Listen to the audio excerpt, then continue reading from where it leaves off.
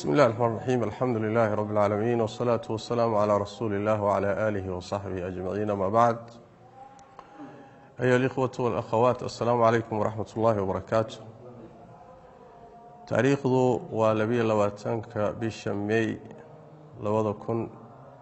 إيو لواتن وهبين أي سبت سوق الشيء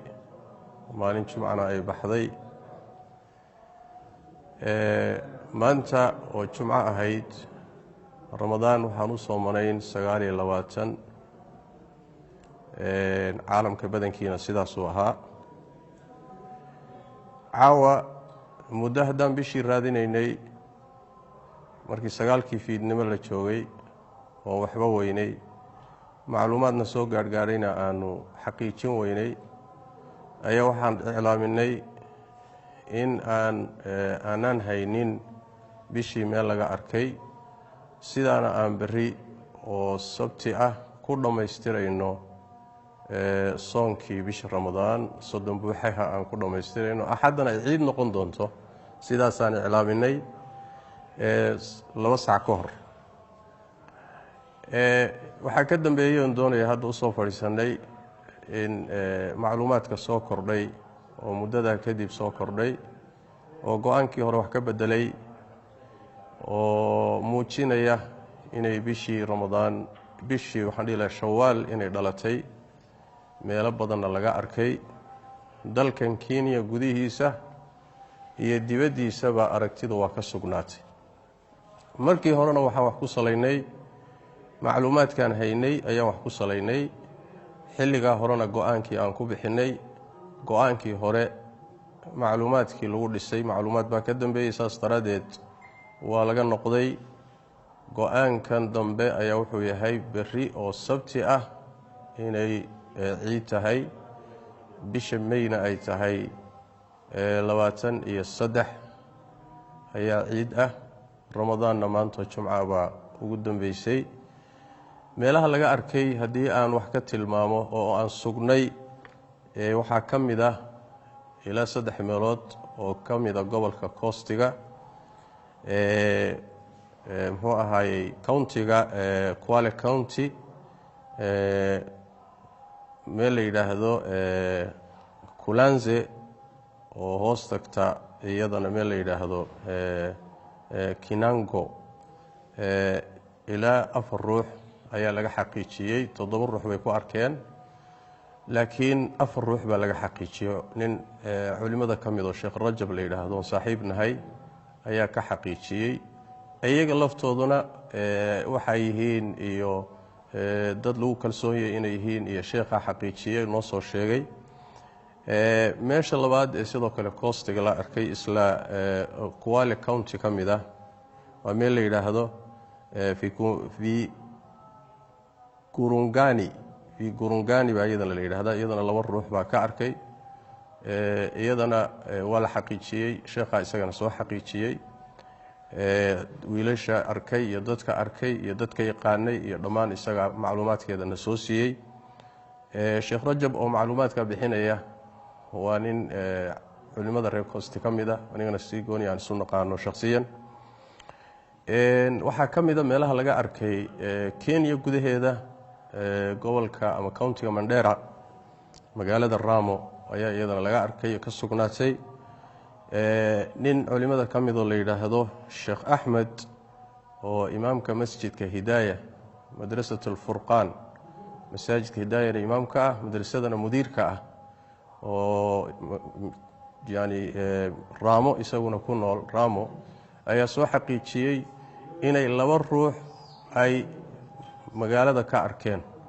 2 nin iyo haweeney iyo ilmo yar saddexdaasba wuu tagay wuu ka soo xaqiijiyay waana dad uu yaqaan sidoo noo sheegay oo balwad lahayn oo ahlu salaad ah oo lagu kalsoon yahay magaalada Ramo ee Mandera iyadana sidaas ay uga sugnaatay bishii in caawa laga arkay waxa inta dheer meel kale oo nan xaqiijinin baa jira sida muxuu ahaay hoola oo kale warkeedu waana soo gaaray laakiin waxa xaqiijin kari weynay dawladaha dariska ah Soomaaliya meel badan baa laga arkay oo muxuu ahaayey iclaamiyey Jubbaland kaliya taa ilaa 12 ruux la dhaariyay gada sidoo kale Soomaalida gudaheeda meel ka badan laga soo sheegaya dhanka Soomaaliyadana sidaas weeye dhanka kale sidoo kale Ethiopia khaasatan kililka shanaad meel badan baa iyadana laga arkay ilaa taqriiban 6 gobol ayaa laga arkay gobolka Jarar gobolka Shabeelle gobolka Liibaan gobolka Doollo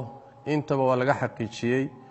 oo gobollo kala duwan oo aad u kala fog ah ayaa mid walba laga xaqiijiyay bishii laga arkay sidaas daraadeed macluumaadka dambe soo kordhay anagoo wax ku dhisayna waxaan leenahay muslimiinta berri insha Allah taala oo sabti awaacid bishiina waa sugnaatay Kenya gudaheedana aragtideedu waa ku sugnaatay wadamada dariskaana aragtidu waa ka sugnaatay ra'yiganagii hore ee macluumaadka hore ku dhisnaana sidaasan kaga noqonay بري مركا وعيدنا إن شاء الله تعالى عيدكم مبارك وتقبل الله منا ومنكم صالح الأعمال سيداس إيو عيد وناكسن إيو همبليو والسلام عليكم ورحمة الله وبركاته بسم الله الرحمن الرحيم الحمد لله رب العالمين ثم الصلاة والسلام على رسول الله صلى الله عليه وسلم وبعد ولا ليال قدامك مسلمين تاع gaar ahaan ummadda Soomaaliyeed waxaan ugu bishaareynaa hadii Ilaahay yiraahdo caawa oo taariikhdu ay tahay 23ka bisha shanaad 2020 kuna aadan hijrada nabiga sallallahu alayhi wasallam 1441 hijrada bisha ramadaanna ay tahay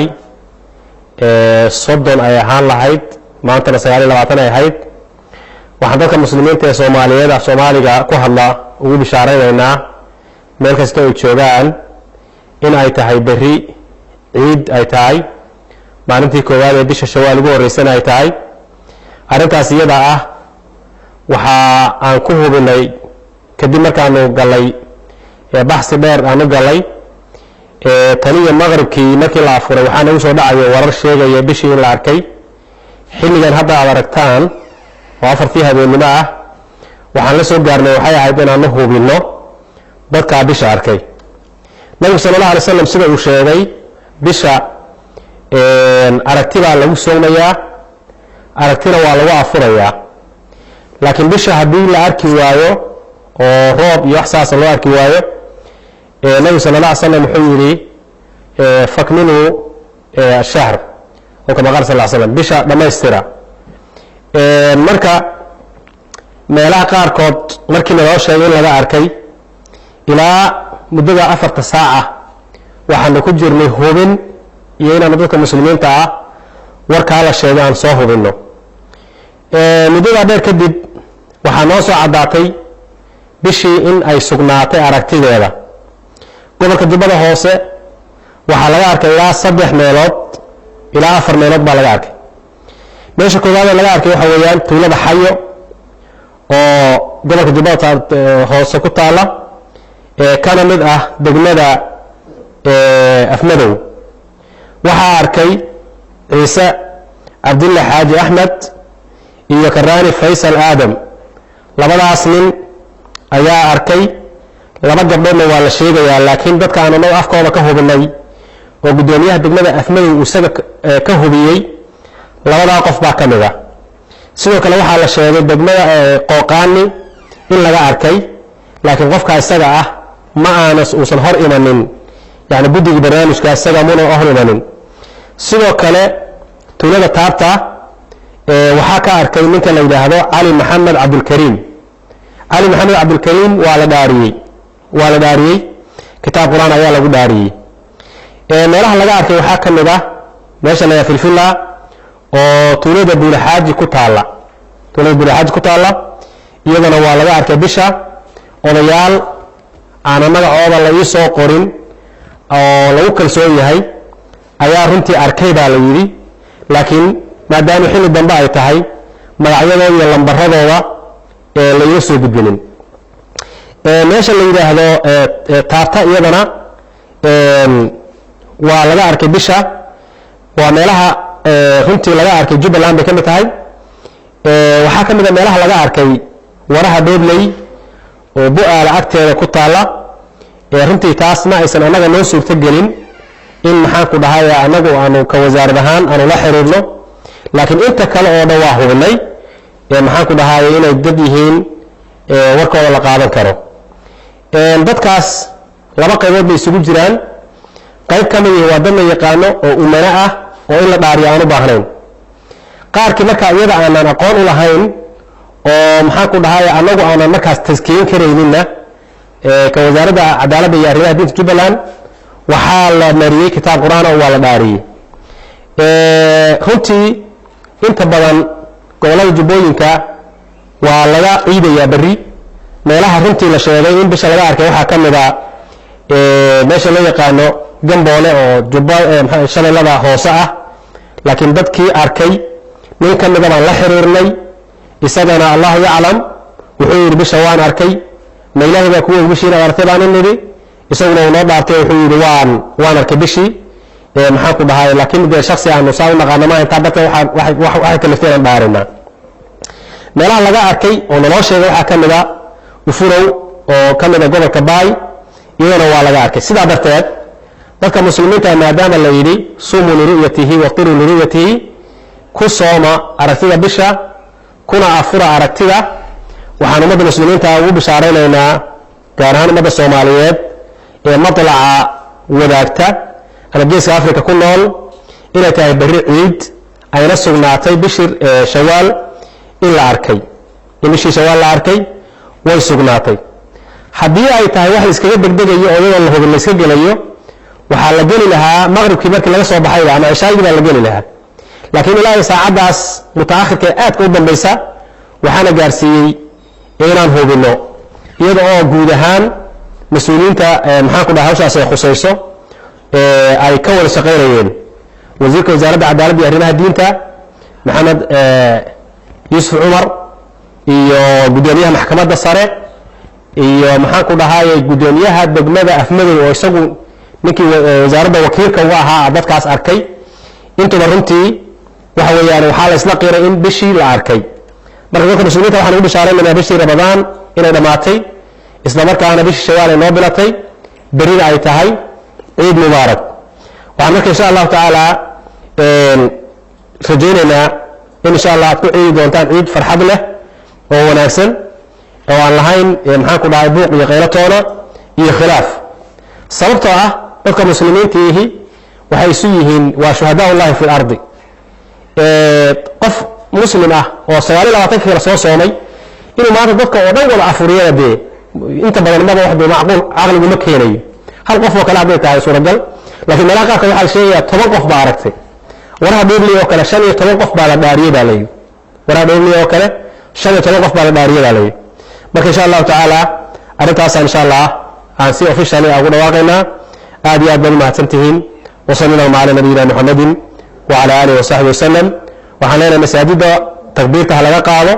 إن شاء الله تعالى سي حافظة بيو وقاتو إلى تهي برينا عيديو آدي أبدا ما سنتو السلام عليكم